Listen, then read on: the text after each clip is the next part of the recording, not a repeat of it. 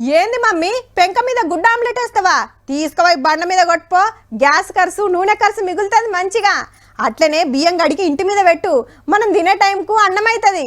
Mummy స్నానం చేద్దామంటే ట్యాప్లో నీళ్ళు వస్తలేవు. అట్లనా, జరసేపు బయట నిలబడిపో, పెయ్యి మొత్తం గడిగి పడేస్తుంది. బట్టలు ఇస్త్రీ చేయలేదని ఎందుకురా బాధపడుతున్నావు? ఒక్క పారి దొడుక్కొని గా బండ మీద జారినవంటే ముడత గిడత మొత్తం సాఫ్ అవుతుంది.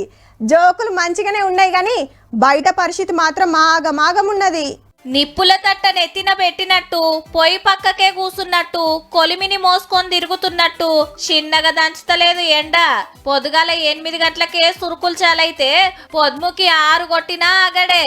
మార్చికి ముందే షురువు చేసి ఏప్రిల్ జోరు పెంచి మే నెలల సుక్కలు చూపిస్తున్నది. 46 డిగ్రీల ఎండంటే చిన్న ముచ్చట్న. 4 రోజుల నుంచి అసలు బయటికి వెళ్లే పరిస్థితి లేదు. 9 దాటితే ఇప్పుడు 10:30కి ఇంట్లో కూర్చుంటే సాయంత్రం 5:30 దాకా బయటకు వచ్చే పరిస్థితి. ఎండలు ఇంత 10 సంవత్సరాల నుంచి కూడా ఇప్పటి వరకు ఎప్పుడు ఇట్లా ఇంత ఎండ కొట్టలేదు. పొద్దుగాల పాల ప్యాకెట్ తెద్దామని పోతే పొయ్యి మీద పెట్టకుండానే మసలే తట్ట అనిపిస్తున్నది. ఆగ చూడుండ్రి, బండ మీద గుడ్డు కొడితే ఏమటే ఆమ్లెట్ అయింది. ఎన్ని నీళ్లు తాగినా దూపారదు, జ్యూసులు గుంజినా ఫాయిదా లేదు. చల్లటి బీర్లతోటి బాడీ కూలింగ్ పెట్టుకుందామంటే సరిపోను సప్లై లేక బీర్ల కష్టాలు వచ్చినాయి అన్నలకు. పొద్దుగాల ఆఫీస్లకు పోతోళ్లకు, కూలీనాలి చేసుకుంటోళ్లకు తిప్పలే.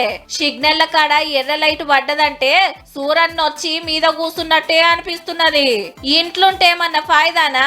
ఉబ్బరానికి కుత ఉడుకుడే. కూలర్ పెట్టుకున్నా, ఫ్యాన్ వేసుకున్నా పండవశం అవుతుంది. పెద్ద మనుషులకైతే అస్సలు ఓషపడతలేదు, ఉత్తగానే బేవోషులు అవుతున్నారు. జరంత నిమ్మల పడే ముచ్చటేందంటే, అదే విధంగా మనకి 7వ తేదీ 8వ తేదీలో కూడా సాధారణంగా కొద్దిగా రాష్ట్రం మొత్తం మీదుగా జల్లులు కురిసే అవకాశం కూడా కనిపిస్తుంది. ఈ 2-3 రోజులు ఇట్లనే ఉంటదట. ఆ టెన్క శిన్కులు రాలితే ఆ తవర్ణం జరంత చల్లబడుతుండొచ్చు.